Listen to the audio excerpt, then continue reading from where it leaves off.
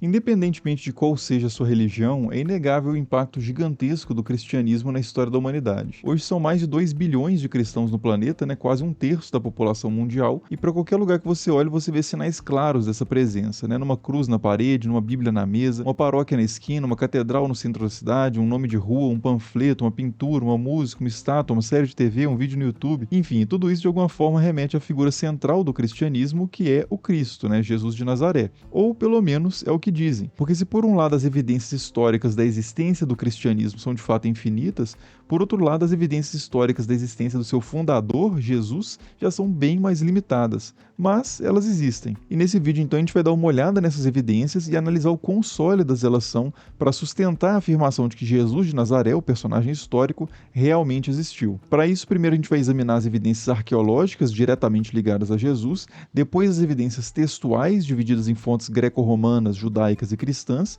e por fim a gente vai fazer um balanço de todos esses dados e avaliar se eles são de fato conclusivos ou não. E eu acho interessante começar pelas evidências arqueológicas, porque geralmente esse é o tipo de evidência que as pessoas valorizam mais, evidências palpáveis, concretas, sólidas, tipo os restos mortais da pessoa, ou uma lápide com o seu nome, ou uma moeda com o seu rosto, cunhada quando a pessoa era viva, ou alguma coisa parecida. Mas o problema é que esse tipo de evidência é extremamente raro, e quando ele existe, é mais para o caso de pessoas da mais alta elite da sociedade, o que não era nem de longe o caso de Jesus. E mesmo assim, mesmo para membros da elite, esse tipo de evidência é raríssimo. Até recentemente, a gente não tinha nenhuma evidência arqueológica, por exemplo, que validasse a existência histórica de Pôncio Pilatos, que era a pessoa mais poderosa da Judéia nos tempos de Jesus. A gente não tinha nenhum vestígio do seu corpo, nem da sua sepultura, nem de moedas com seu rosto, nem com seu nome, nem estátuas, nem nada. E não tem até hoje nada disso que eu mencionei, Mas a gente tem, desde 1961, poucas décadas atrás, uma inscrição numa parede na cidade de Cesareia Marítima que fala de um tal Pôncio Pilatos, prefeito da Judéia,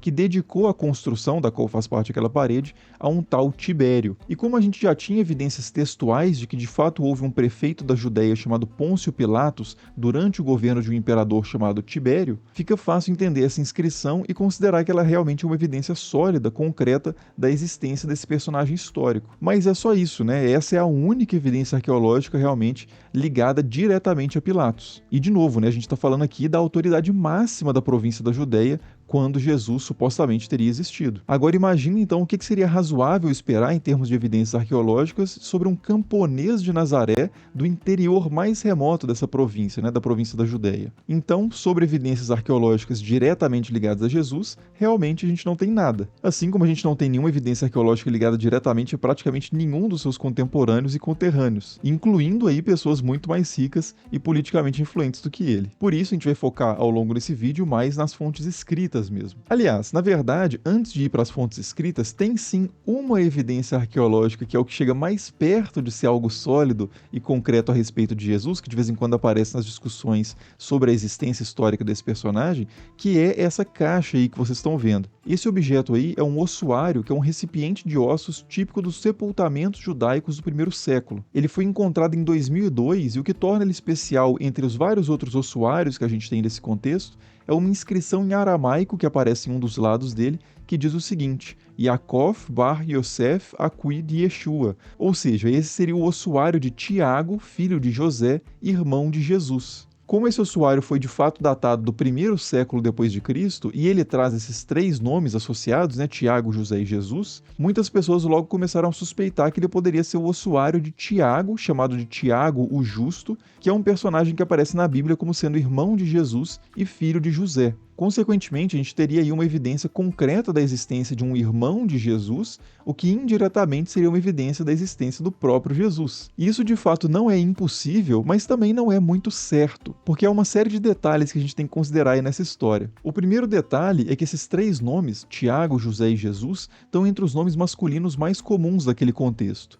Dos 147 nomes masculinos e femininos que aparecem em ossuários da região, 19 são José e 10 são Tiago. Esses 2 nomes são inclusive os nomes masculinos mais comuns dos ossuários, o primeiro e o segundo lugar. E considerando outros documentos do período, um estudo apontou que 14% de todos os nomes judaicos desse contexto eram variações aramaicas de José, Yosef ou Yehosef, 9% eram variações de Jesus, Yehoshua ou Yeshua, e 12% eram Tiagos, Yaakov. E aqui a gente pode traduzir Yaakov como Tiago ou Jacó, né?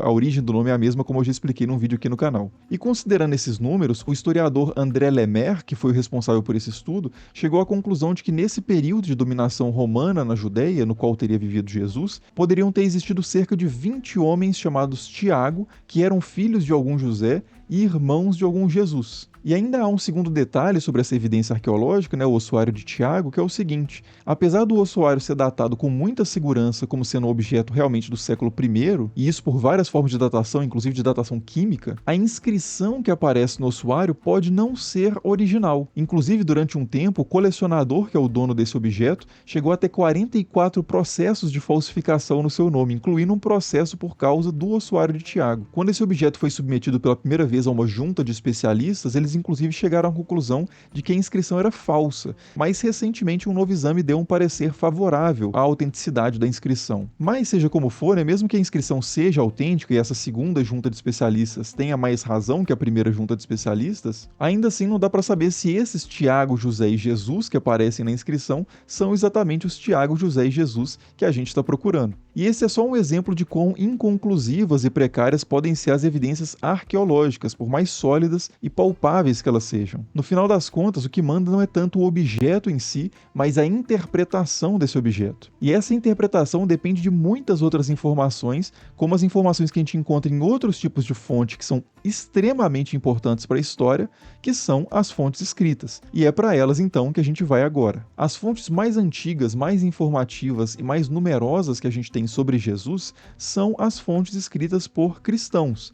Mas, obviamente, os seguidores de Jesus vão dizer que Jesus existiu. Então, antes de ir para essas fontes, vamos ver alguns outros autores, não cristãos, que dão pistas sobre a existência de Jesus. E a gente pode começar pelos romanos, E entre os romanos, primeiro, cronologicamente, a gente pode falar sobre Plínio. Caius Plínios Caecilius Secundus, mais conhecido como Plínio o Jovem, foi um senador e jurista romano que ocupou vários cargos imperiais ao longo da sua vida. O que mais nos interessa aqui é que Plínio foi apontado como governador da província de Ponto Bitínia entre os anos 111 e 113. E nesse período, Plínio trocou muitas cartas com o imperador Trajano, contando para ele o que acontecia ali na região e pedindo orientações sobre como lidar com questões mais específicas. Uma dessas cartas, que é a carta 96, é o registro mais antigo que a gente tem hoje de uma fonte romana mencionando explicitamente a figura de Jesus. E o contexto da carta é o seguinte: Plínio vinha recebendo várias denúncias contra a presença e a atividade de cristãos na sua província, e ele não sabia muito bem como lidar com essa nova superstição contagiosa, que é como ele se refere ao cristianismo. Ele diz para o imperador que até então, sempre que alguém era trazido a ele como um cristão,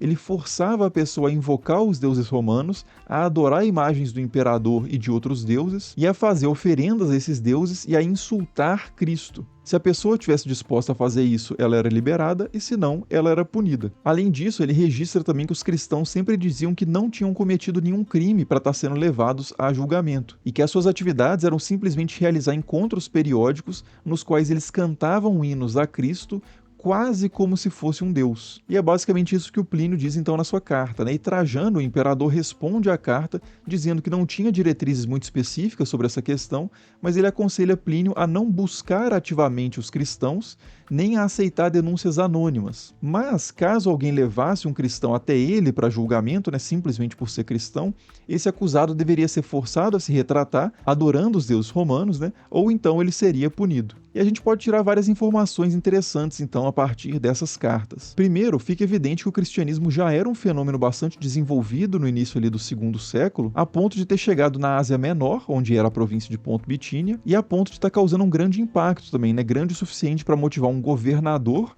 a enviar uma carta ao imperador para saber como lidar com a situação. Outra coisa é que a gente já pode ver também nessas cartas que o cristianismo era detestado por parte da população do império e era efetivamente perseguido, pelo menos pontualmente. E terceiro, e mais importante para a questão da existência histórica de Jesus, é que essa carta também sugere que nesse estágio inicial do cristianismo, Cristo era adorado quase como um deus, pelo menos são essas palavras que Plínio registra. Esse quase é bem interessante porque dá a entender que Cristo era cultuado e que ele recebia honras elevadíssimas, mas não era visto exatamente, efetivamente, como um ser do mesmo tipo de Zeus ou de Apolo. Ele era provavelmente um homem, alguém que havia existido realmente de carne e osso, mas não era tratado como um simples mortal. Ele era, de novo, quase um deus, mas não exatamente. Esse testemunho de Plínio, que vem ali da sua relação com cristãos que ele levava, e recebia, pelo menos, em julgamento, já começa a oferecer algumas pecinhas para o nosso quebra-cabeça, mas ainda são muito poucas peças. Ele não diz nada, por exemplo, sobre a origem de Cristo, sobre o que ele fez ou sobre o que fizeram com ele. O que ele diz simplesmente é que havia um movimento que cultuava o tal Cristo. Só que alguma dessas coisas que a gente não encontra em Plínio, a gente pode sim encontrar em textos deixados por outros dos seus contemporâneos, como por exemplo Tácito e Suetônio. Públio ou Gaius Cornélius Tácito foi um senador romano que também ocupou uma série de cargos imperiais e durante a sua atuação pública ele escreveu 2 obras históricas muito importantes, que são as Histórias, que cobrem o período que vai da morte de Nero até a morte de Domiciano, e os Anais, que voltam aos tempos de Tibério e avançam até o governo de Nero. Nesse último livro, que data por volta do ano 120, há um relato sobre o famoso incêndio de Roma. Tácito diz que esse incêndio, que teria acontecido em julho de 64, foi atribuído por parte da população ao imperador Nero. Mas o Nero, para se livrar dessa acusação popular, passou a culpa para um grupo que era detestado na cidade, a quem a multidão chamava de cristãos, ou melhor, de crestãos. O texto diz o seguinte: Nero substituiu como culpados e puniu de maneiras incomuns aqueles odiados por seus atos vergonhosos, a quem a multidão chamava de crestãos. O fundador desse nome, Cristo, havia sido executado no reino de Tibério pelo procurador Pôncio Pilatos. Suprimida por um tempo essa mortal superstição, o cristianismo, irrompeu novamente não apenas na Judéia, a origem desse mal, mas também na cidade de Roma, onde todas as coisas terríveis e vergonhosas de todos os lugares se encontram e se tornam populares. Esse documento não só diz muito sobre o cristianismo inicial, mas também diz coisas muito importantes sobre a própria figura de Cristo. Tácito registra que Cristo viveu nos tempos de Tibério, que foi imperador entre 14 e 37. Diz também que ele foi executado sob Pilatos, governador da Judéia, entre 26 e 36. E diz que o movimento que ele iniciou, que Cristo iniciou na Judéia, já estava presente em Roma no ano 64, onde era considerado por muitos como sendo um mal e uma superstição, ou seja, um culto ilegítimo. Tácito escreveu essas palavras no início do segundo século e certamente não foi testemunha direta de quase nada disso, mas mesmo se por algum motivo a gente não quiser aceitar integralmente o testemunho do Tácito, ainda assim há algumas coisas que são inegáveis. A primeira delas é que o cristianismo era sem dúvida nenhuma conhecido em Roma no início do século II, que era quando Tácito estava escrevendo. A segunda delas é que pelo menos era plausível para Tácito e para sua audiência que o cristianismo já fosse conhecido em Roma antes, em meados do primeiro século, nos tempos do grande incêndio de Roma, em 64. E terceiro, que esse movimento dos cristãos era atribuído a uma figura fundadora chamada de Cristo, que era descrita como um homem de carne e osso, da província da Judéia, executado pela autoridade romana por volta do ano 30. E sobre o termo cristãos, só para não deixar isso muito no ar, essa é uma grafia que aparece em vários textos antigos. Crestos ou Crestus era um nome próprio greco-romano que vinha de um adjetivo que significava bom ou útil. Esse nome é muito parecido com o título Christus, que é uma palavra em grego que significa ungido, e traduz o termo hebraico Mashiach ou Messias. Por causa disso, muitos autores não cristãos, que não estavam familiarizados com o messianismo judaico nem com a teologia cristã, confundiam esse título Christus com o nome próprio Crestus com frequência. Um cristão do quarto século, por exemplo, que é o Lactâncio, chegou até a registrar sua irritação com esse erro de pessoas ignorantes, que é como ele chama essa confusão. Outra fonte antiga, inclusive, sobre Jesus, que também faz essa confusão, de Crestus com Christus, é Suetônio. Gaio Suetônios Tranquilos também foi um autor romano que viveu na virada do primeiro para o segundo século e deixou uma obra muito importante, chamada Vida dos 12 Césares. Essa obra traz as biografias dos governantes romanos desde Júlio César até Domiciano, e no meio disso, na biografia do imperador Cláudio, que reinou entre 41 e 54, a gente encontra mais uma referência a Crestus, que é o seguinte: ele, Cláudio, o imperador, expulsou os judeus de Roma, pois eles estavam sempre causando perturbações por causa do instigador Crestus. Como Crestus, como eu já disse, não era um nome comum judaico, mas sim um nome comum greco-romano, é improvável que o Crestus citado aqui nessa passagem seja algum judeu. E também é improvável que o instigador por trás de uma perturbação entre judeus fosse um não-judeu. Por isso, a maioria maioria dos historiadores hoje entende que essa passagem se refere a disputas que aconteciam entre judeus em torno da figura de Jesus, que alguns aceitavam como sendo o Messias, né, o Cristo, mas a maioria rejeitava como sendo uma idolatria, né, como sendo um homem adorado ali no lugar de Deus. E esses atritos, então, entre os judeus que estavam passando a se tornar ali cristãos e os judeus que estavam rejeitando o cristianismo, podem ter escalado a um ponto em que Cláudio decidiu dispersar os judeus da cidade para evitar a possibilidade de conflitos mais violentos se desenvolverem ali. E a outra passagem na vida dos 12 Césares, que também remete ao cristianismo, e essa inquestionavelmente ela remete ao cristianismo, que é que durante a biografia de Nero ali que o Suetônio escreve, ele diz o seguinte: punições foram aplicadas aos cristãos, uma classe de pessoas ligadas a uma nova e perversa superstição. Essa frase aparece numa seção ali do texto de Suetônio em que ele está listando as ações positivas de Nero. Então o próprio Suetônio critica muito Nero em várias ações, mas ele elogia o fato de Nero ter perseguido ali cristãos. É possível, inclusive, que essas punições referidas aqui tenham alguma relação com o grande incêndio de Roma, né, citado pelo Tácito, mas o autor não deixa isso claro. E uma coisa curiosa aqui é que o Suetônio, nessa passagem, escreve cristãos com I mesmo, né, e não com E, o que levou alguns historiadores a questionarem por que ele teria escrito Crestus e não Christus na primeira passagem, se aquele personagem, o instigador Crestus, fosse de fato o fundador do cristianismo. Mas a questão é que é perfeitamente possível que o Suetônio, que faz só essas duas referências bem curtas ao cristianismo na sua obra, não conhecesse muito bem o movimento e, consequentemente, ele tenha deixado passar a conexão entre esses termos, Crestus e Christiani, cristãos. Mas, de qualquer forma, essa é mais uma fonte que aponta para a presença significativa ali de cristãos em Roma no primeiro século, pelo menos ali durante o governo de Nero, e se a gente entender que o instigador Crestus é uma referência de fato a Cristo, a Jesus, então essa fonte aponta para a existência do cristianismo antes ainda, né, na primeira metade do primeiro século, durante o tempo ali de Cláudio. Bom, e essas são as três principais fontes antigas greco-romanas sobre o cristianismo e sobre Cristo. Mas antes de passar para as fontes judaicas, que são muito interessantes também, vale a pena a gente falar rapidamente de outras duas fontes greco-romanas, um pouco mais tardias, mas que também falam coisas bem curiosas sobre Jesus. A primeira delas é um texto satírico chamado A Morte de Peregrino, escrito por Luciano de Samósata por volta do ano 165. Nesse texto, Luciano conta a história de um homem chamado Peregrino, que associou-se aos sacerdotes e escribas cristãos da Palestina e logo dominou a comunidade. Peregrino, ainda segundo Luciano, explicou e comentou alguns textos sagrados e até mesmo escreveu alguns. Os cristãos o tomaram como profeta, líder, chefe da sinagoga e até mesmo como um deus. Ele só não foi mais adorado pelos cristãos do que um homem da Palestina que foi crucificado por trazer essa nova forma de iniciação ao mundo. Esse texto, como eu disse, é uma sátira, né? Ele não se propõe de forma alguma a ser um documento histórico confiável, e o seu objetivo principal é, na verdade, fazer graça com a figura ali de Peregrino de Parião, que era um contemporâneo de Luciano, e de passagem fazer graça também com o cristianismo, né, que o Luciano considerava como sendo o cúmulo da credulidade. Sobre isso, inclusive, ele diz no texto o seguinte, né, que os cristãos se convenceram de que são imortais e viverão para sempre,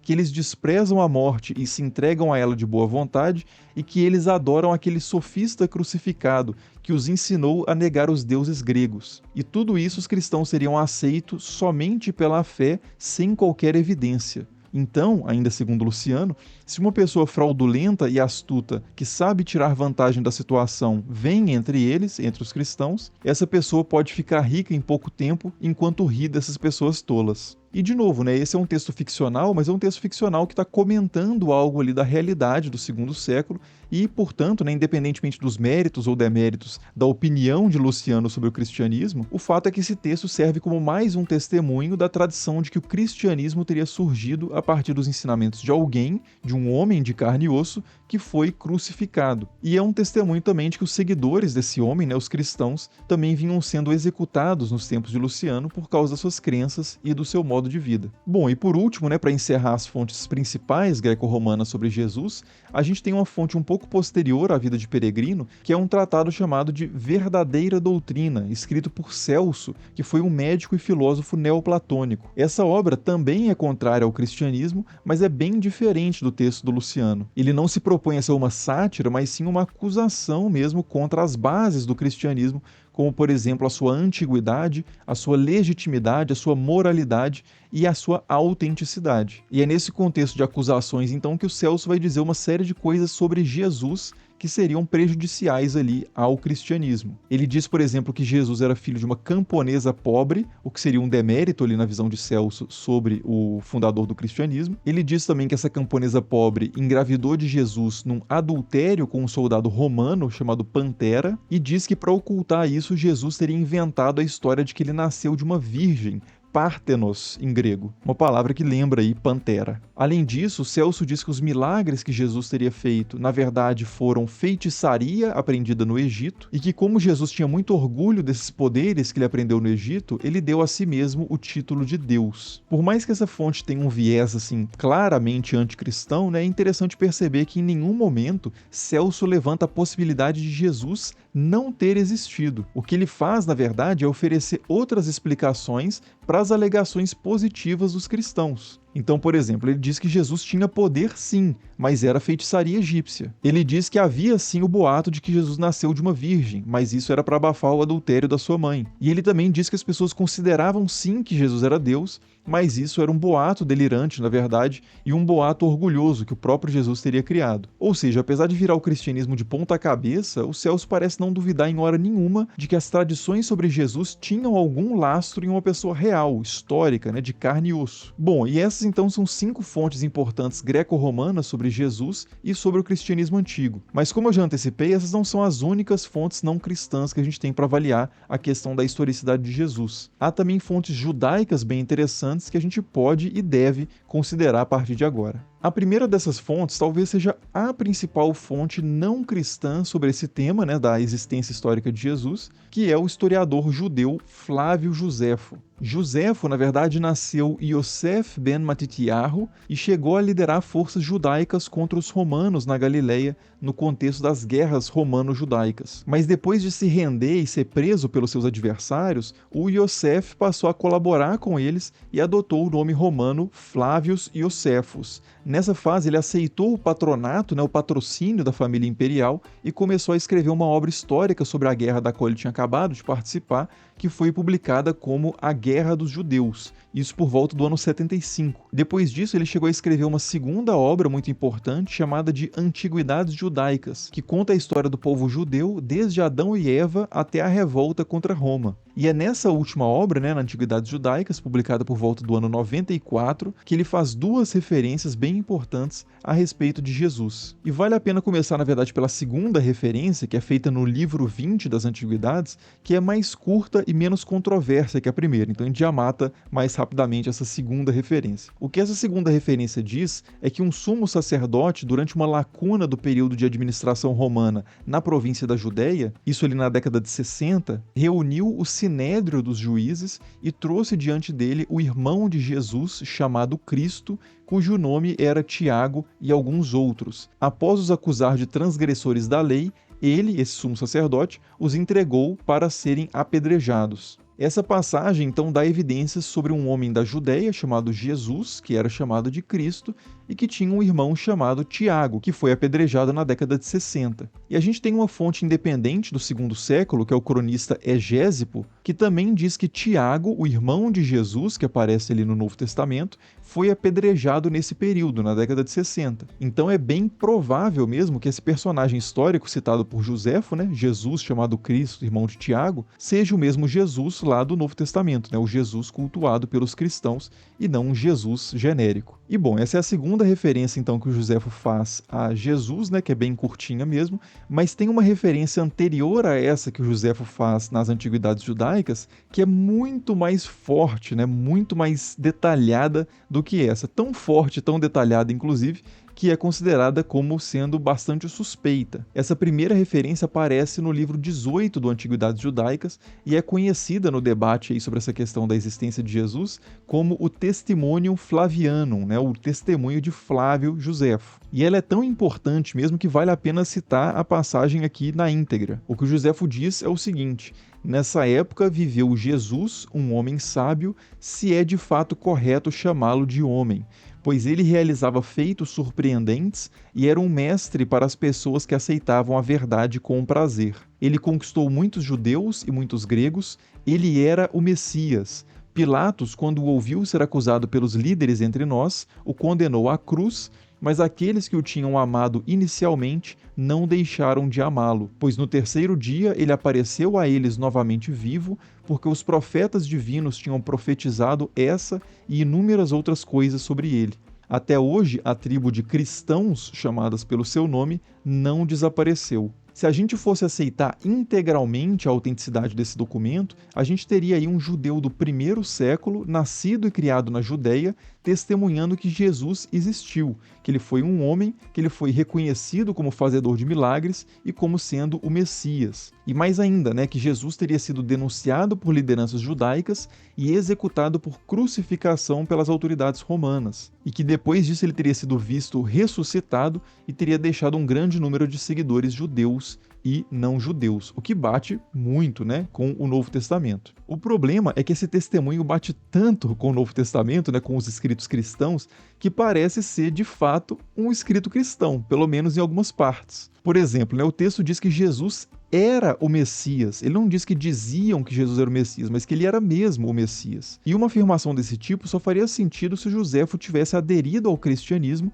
que é algo que não é corroborado por nenhum outro ponto das suas obras. Além disso, outros trechos como "se é de fato correto chamá-lo homem", ou "ele apareceu a eles novamente vivo", ou ainda "os profetas divinos tinham profetizado sobre ele", todos esses trechos caem também nesse mesmo problema, Joséfo teria que ter se tornado um cristão. E aqui é importante dizer que a gente não tem, infelizmente, os originais desse texto para ver se esses trechos, se essas declarações estavam originalmente ali. Os registros mais antigos que a gente tem do testemunho flaviano foram produzidos e preservados por cristãos no IV século. E é significativo que cristãos do século II e III, que conheciam a obra de Joséfo, nunca tenham feito referência a essa passagem específica, nem mesmo nos seus textos apologéticos, que tentavam oferecer o máximo possível de argumentos e evidências a favor do cristianismo. É difícil acreditar que, se essa passagem já existisse dessa forma na época deles, eles não teriam feito uso dessa passagem. Por isso, hoje a maioria dos historiadores considera que essa passagem não foi escrita, pelo menos não totalmente, por Joséfo,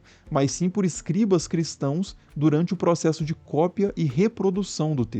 Agora, como eu já antecipei, isso não significa que a passagem inteira seja uma fabricação. Boa parte do texto tem o estilo e o vocabulário de Joséfo e se encaixa muito bem no contexto geral da obra. Então, o que muitos historiadores propõem é que uma passagem mais neutra pode ter sido realmente escrita por Joséfo, mas posteriormente essa passagem acabou recebendo interpolações feitas por cristãos. E essa passagem mais neutra seria algo mais ou menos assim: nessa época viveu Jesus, um homem sábio, pois ele realizava feitos surpreendentes e era um mestre para as pessoas que aceitavam a verdade com prazer. Ele conquistou muitos judeus e muitos gregos. Pilatos, quando ouviu ser acusado pelos líderes entre nós, o condenou à cruz, mas aqueles que o tinham amado inicialmente não deixaram de amá-lo. Até hoje, a tribo dos cristãos, chamada por esse nome, não desapareceu. Então, caso esse núcleo, pelo menos, seja considerado autêntico, o testemunho de Joséfo, que viveu na Judéia, e pode ter acompanhado, inclusive, os estágios iniciais ali do desenvolvimento do cristianismo, continua sendo uma fonte muito importante para responder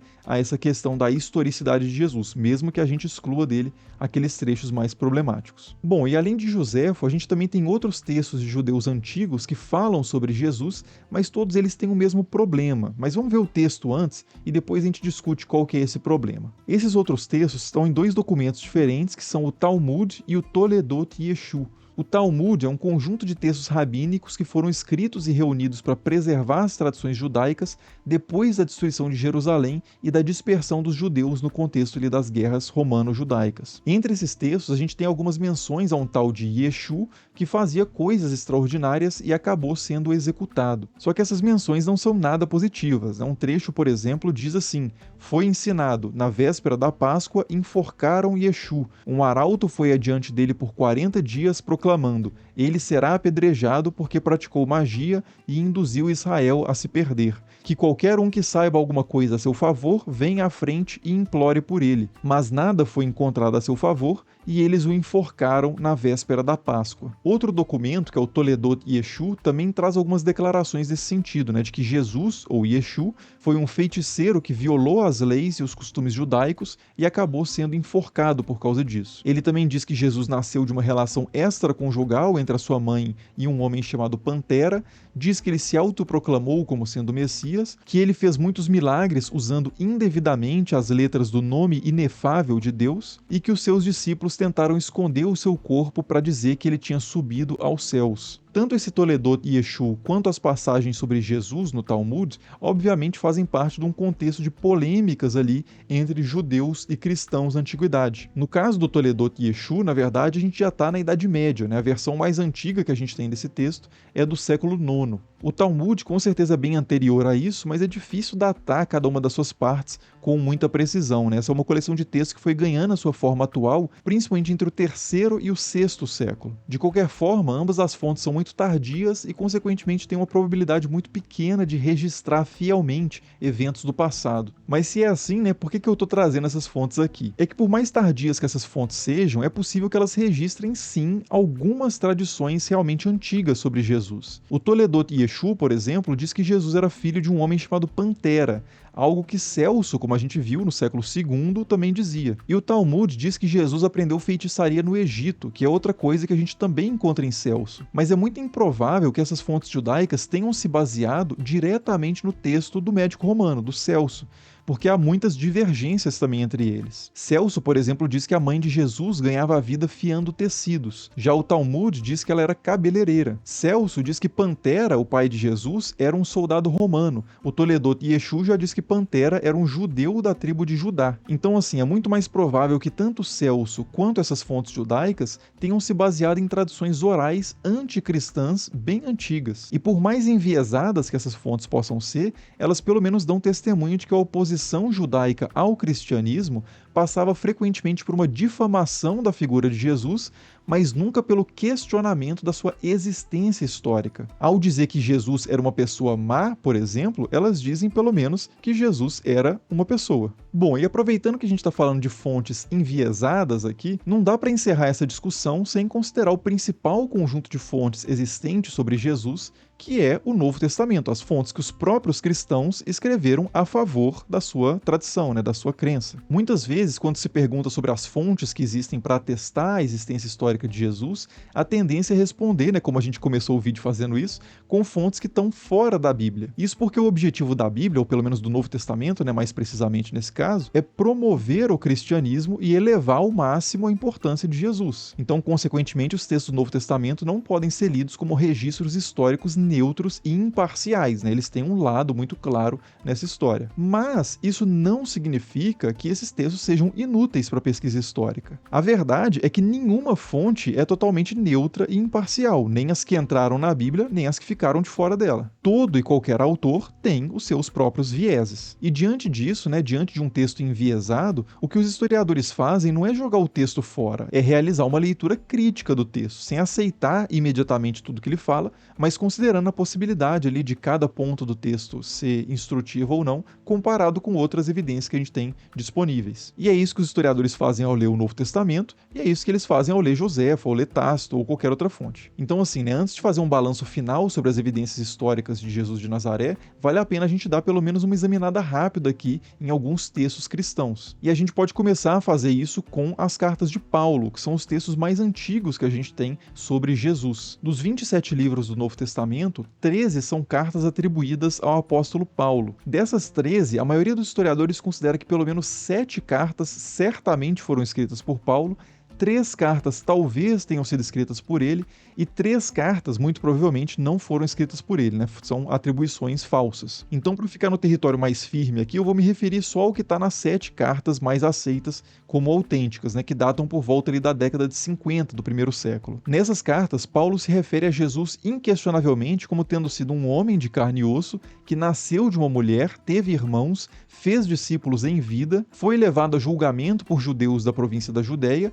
foi executado por crucificação e foi sepultado. O próprio Paulo admite não ter conhecido Jesus em vida, mas ele escreve para pessoas que supostamente tinham sim conhecido Jesus quando ele era vivo, e Paulo registra também diversas situações em que ele esteve presente com Pedro e outros apóstolos que viveram com Jesus, e também que ele esteve com Tiago, um irmão de Jesus. E todas essas pessoas supostamente estariam vivas ali quando Paulo estava escrevendo essas cartas. Então, ainda que se possa discordar da visão que Paulo tinha de Jesus, de que ele era de fato o Messias, o Filho de Deus, alguém que ressuscitou dentre os mortos e que virá novamente para encerrar a história tal como a gente conhece, é difícil imaginar que ele tenha se enganado, ou inventado o fato de que Jesus, por exemplo, tinha um irmão vivo, que era o líder da igreja em Jerusalém, enquanto Paulo fazia suas atividades, sua pregação, e que era uma figura, inclusive, da qual Paulo parece ter discordado em muitos pontos. Então, assim, se Paulo estivesse inventando Jesus, será que ele inventaria um irmão, por exemplo, para ele, que estava vivo e que era, em certo nível, até um adversário de Paulo para definições doutrinais ali do contexto? E claro, Paulo não é o único autor que fala sobre Jesus, os seus discípulos e a sua família. Na verdade, inclusive, esse nem é o objetivo primário das cartas de Paulo, falar sobre a história de Jesus. Ele está muito mais preocupado com definições doutrinais e questão de organização da igreja. Os textos do Novo Testamento que estão primariamente interessados em contar a história de Jesus são os evangelhos. E esses dão mais pistas ainda para as questões que a gente está abordando aqui. Os evangelhos parecem ser um pouco posteriores às cartas de Paulo, Eles são geralmente datados do ano 70 ao ano 90, aproximadamente. Alguns poucos historiadores colocam o evangelho de Marcos bem antes, no ano 40, o que faria dele a fonte mais antiga sobre Jesus, mais antiga até que as cartas de Paulo, e outros poucos historiadores colocam outros evangelhos, como o evangelho de Lucas, depois do ano 100. Essas datações são sempre muito complicadas porque a gente não tem os originais de nenhum desses textos, o que, de novo, não é nada surpreendente no campo da história antiga. A gente também não tem os originais dos anais de Tácito, nem das cartas de Plínio, nem das vidas de Suetônio, nem das antiguidades de Josefo, nem do Talmud, nem de praticamente nada. Inclusive, a edição mais antiga existente dos anais de Tácito, por exemplo, é um manuscrito germânico produzido no século X, e a edição mais antiga das vidas de Suetônio é um manuscrito francês do século IX. Mas apesar de a gente não ter os originais, é possível saber que esses textos são bem mais antigos pelo fato de que eles são citados em documentos anteriores e também pela análise do seu estilo, do seu vocabulário, das referências históricas que ele faz, do contexto que ele assume que é conhecido pelos seus leitores e por aí vai. São várias formas de datar um texto sem ter os originais, às vezes de forma mais precisa, às vezes nem tanto. E só de curiosidade, no caso dos evangelhos, a evidência material mais antiga que a gente tem de algum deles é um fragmento minúsculo com partes do evangelho de João, que data do início do século II. Então esse evangelho é certamente anterior a isso, mas é difícil dizer com certeza quão anterior. E para complicar um pouco mais essa situação, se é que ela não está complicada o suficiente, é possível perceber claramente que os evangelhos são textos que se basearam em fontes anteriores. O evangelho de Lucas, inclusive, diz isso explicitamente, Ele começa com as seguintes palavras: visto que muitos já tentaram compor uma narração dos fatos que se cumpriram entre nós, conforme nos transmitiram os que desde o princípio foram testemunhas oculares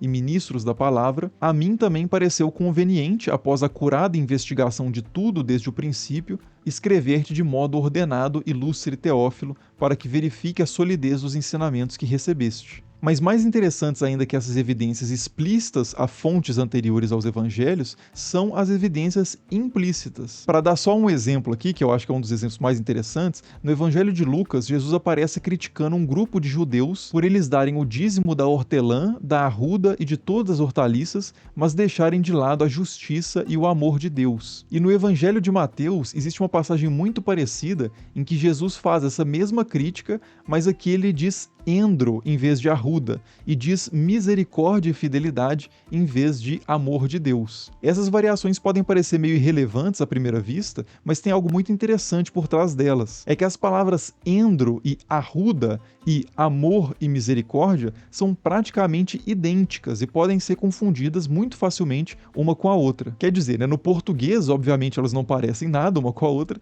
e nem no grego, que é a língua original desses evangelhos, elas também não parecem nada uma com a outra. Mas no aramaico, que era a língua falada na região que Jesus teria vivido, elas são praticamente idênticas. E isso sugere com toda a probabilidade, então, que essa história usada pelos autores dos evangelhos de Lucas e de Mateus tenha vindo de uma fonte anterior em aramaico, e que em algum ponto da transmissão dessa fonte, uma pequena confusão tenha acontecido e essas duas variantes tenham surgido. E há vários outros casos parecidos com esses, né, e casos também em que parábolas só fazem sentido quando elas são retraduzidas para o aramaico. Então, assim, né, ainda que os evangelhos sejam só 4 fontes do primeiro século sobre Jesus, o que na verdade já seria até muito, né, para os padrões da história antiga, eles dão muitas pistas de que haviam outras fontes ainda anteriores que acabaram não chegando até nós, né, acabaram não sobrevivendo ao tempo. Bom, e por último a gente poderia citar ainda outras fontes cristãs que possivelmente registram tradições antigas sobre Jesus, né, que não aparecem no Novo Testamento, como os evangelhos apócrifos, por exemplo,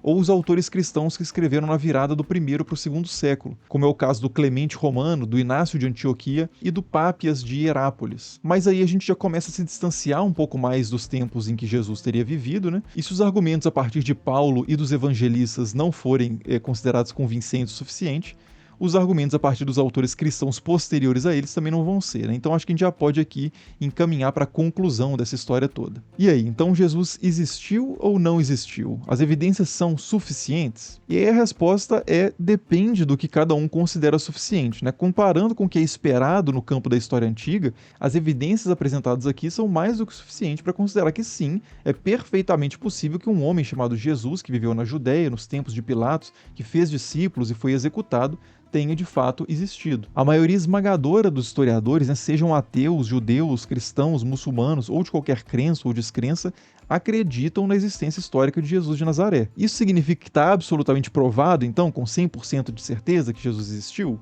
Não. Significa só que o nível de plausibilidade da existência de Jesus é muito alto. 100% de certeza a gente não pode ter sobre a existência de nenhum personagem dos tempos de Jesus, né? Talvez nem o imperador Tibério tenha existido, talvez as estátuas e moedas dele sejam uma farsa, os textos que citam esse imperador sejam fabricados ou interpolados. É impossível provar com 100% de certeza que o imperador Tibério não foi a produção aí de uma conspiração do passado. Então sim, é possível levantar essa hipótese, mas é razoável levantar essa hipótese? Na área do direito, a gente ouve falar do padrão de prova além da dúvida razoável, né? Quer dizer, algo pode ser considerado provado ainda que haja dúvidas ainda sobre a questão. Porque em qualquer caso legal, assim como na história, sempre vai ter espaço para alguma dúvida. A questão é, essa dúvida é razoável? É razoável considerar insuficientes as evidências históricas da existência de Jesus e ao mesmo tempo considerar suficientes as evidências históricas da existência de Sócrates, por exemplo, que é citado só por 3 autores contemporâneos e que também não tem nenhuma evidência arqueológica ligada diretamente a ele? Ou pior ainda, né, no caso de Pitágoras, Pitágoras não é referido por nenhuma fonte contemporânea, nem arqueológica, nem textual, nenhuma, zero. E mesmo assim não há tantas pessoas que duvidam da existência de Pitágoras nem de Sócrates. Bom, mas alguém poderia dizer o seguinte, né? Ah, mas Pitágoras pelo menos é um personagem mais crível do que Jesus. Ninguém disse que ele fez milagres ou coisas extravagantes que fogem ao nosso conhecimento científico, né, naturalista. Só que isso não é verdade, né? Os textos antigos que a gente tem sobre Pitágoras dizem que ele tinha uma coxa de ouro, que era algo que demonstrava que ele era filho do deus Apolo. Dizem também que ele voava com a ajuda de uma flecha mágica, que ele tinha acesso ao mundo dos mortos e que ele era visto pelas pessoas ao mesmo tempo em lugares diferentes. E talvez aqui nesse ponto, então, você queira descartar a existência de Pitágoras também, né? Mas e Alexandre o Grande? De Alexandre o Grande, a gente tem várias estátuas, moedas, inscrições, inúmeros testemunhos contemporâneos escritos sobre ele, de regiões e de povos diferentes. Então, assim, esse é um personagem que, se colocarem em dúvida a existência dele, realmente não sobra mais ninguém na história antiga. E sobre Alexandre, alguns autores antigos dizem que ele nasceu de uma visita de Zeus à sua mãe, na forma de uma serpente. Outros dizem que ele tinha uma irmã que era uma sereia. Outros falam que ele foi carregado por 2 grifos até o mais alto céu para ver o mundo de cima. E até o Talmud diz coisas extraordinárias sobre o Alexandre, dizendo, por exemplo, que ele visitou o Jardim do Éden. Isso significa, então, que Alexandre o Grande não pode ter existido, não pode ter havido um Alexandre histórico? Claro que não, né? O fato de coisas absolutamente extraordinárias, lendárias ou míticas serem atribuídas a certas figuras não significa que elas não tenham existido. Pode ser simplesmente que a biografia desses personagens tenha sido exagerada, né? Embelezada e até sacralizada por pessoas que admiravam ou adoravam essa figura. Dizer que existiu um Jesus histórico, né? Que as fontes históricas são suficientes para sustentar isso, não significa de forma alguma dizer que a história confirma o Novo Testamento ou que a história confirma afirma que Jesus efetivamente ressuscitou ou curou doenças com o toque das mãos, ou que ele tivesse o poder de ler mentes, o que a pesquisa histórica permite dizer sobre Jesus é muito mais limitado do que isso. Não por acaso, os historiadores que respondem sim com toda convicção à pergunta sobre a existência de Jesus dão respostas muito diferentes quando a gente passa para as perguntas seguintes, né? Quem então ele foi exatamente? O que ele fez exatamente? O que ele disse exatamente? Mas como essas não são as perguntas desse vídeo, né? Eu vou deixar para apresentar essa discussão depois. Por enquanto é só isso, né? Essa é uma rápida introdução à questão sobre a existência de Jesus e não sobre quem Jesus foi efetivamente. Então, sobre a existência de Jesus, respondam aí embaixo nos comentários também se vocês têm alguma opinião mais formada sobre isso. Se vocês consideram que sim, Jesus existiu ou não está convencido de que isso seja verdade. E assim a gente pode seguir nessa conversa nos comentários, né? Como sempre, as principais referências consultadas para esse vídeo estão aí na descrição. Muito obrigado por assistir e até o próximo vídeo. Falou!